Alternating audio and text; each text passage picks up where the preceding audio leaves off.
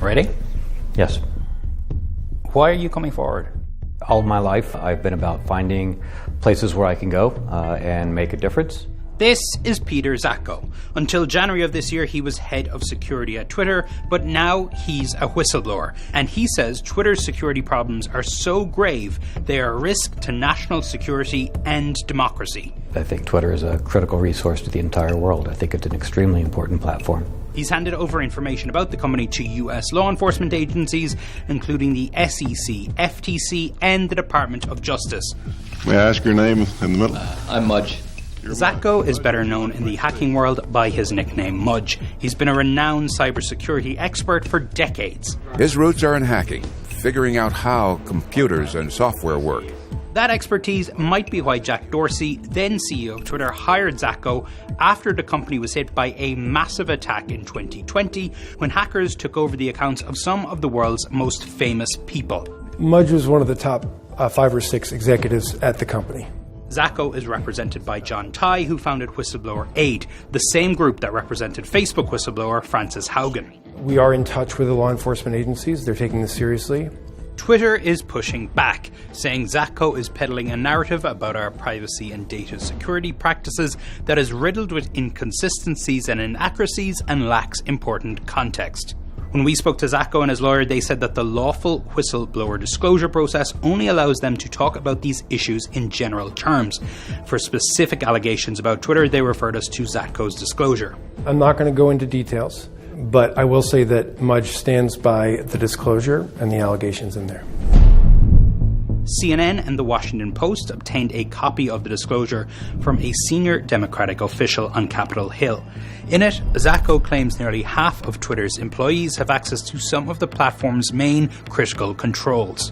There's an analogy of an airplane. So you get on an airplane and every passenger and the attendant crew all have access to the cockpit, to the controls. That's entirely unnecessary. It might be easy, but it's too easy to accidentally or intentionally turn an engine off. Twitter accounts belonging to a whole lot of famous people. That kind of access contributed to the massive attack in the summer of 2020 when hackers, 2 of them teenagers, tricked a couple of Twitter employees into letting them into Twitter's systems. That gave them access to accounts, including that of then presidential candidate Joe Biden. I don't have to tell you the significance of being able to breach the Twitter accounts with many millions of followers, including of leading politicians 3 months from a presidential election. In the disclosure, you quote from a Wired magazine article that says, "But if a teenager with access to an administration panel can bring the company to its knees, just imagine what Vladimir Putin can do." Foreign intelligence agencies have the resources to identify vulnerabilities that could have systemic effects across the entire platform, across the whole internet. Twitter told CNN that since the 2020 hack, it had improved these access systems and had trained staff to protect themselves against hacking. If you're running any system, the more people that have access to the main switches, that's a very risky situation. Yes, absolutely. I'm talking in generalities, just large tech companies need to know what the risks are, and then they also need to have an appetite to go fix it. Zatko also claims Twitter has been misleading about how many fake accounts and bots are on its platform.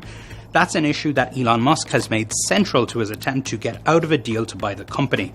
I guess right now I'm sort of debating the number of bots on Twitter. There will be suspicions of the timing of this. Are you guys carrying water for Elon Musk? Absolutely not. We've been following the news just like everyone else, but that has nothing to do with his decisions or with the content of what was sent in to U.S. law enforcement agencies. Mudge hasn't been talking to Musk in the background or anything like that? Not at all. Zatko says he was fired by Twitter in January of this year after he tried to raise the alarm internally. He points the finger at Twitter CEO Parag Agrawal, saying he has worked to hide Twitter's security vulnerabilities from the board. I suspect that Twitter might try to paint it like this, that Mudge got fired and he's trying to retaliate against the company. Absolutely not. This is not any kind of personal issue for him. He was eventually fired in January of this year, but he hasn't given up on trying to do that job. In response to the allegations, Twitter told CNN security and privacy had long been a priority at Twitter. As for Zatko, they said he, quote, was fired from his senior executive role at Twitter more than 6 months ago for poor performance and leadership. He now appears to be opportunistically seeking to inflict harm on Twitter, its customers, and its shareholders. Your whole perception of the world is made from what you are seeing, reading, and consuming online. And if you don't have an understanding of what's real, what's not, yeah, I think this is pretty scary. Are you nervous? Yeah.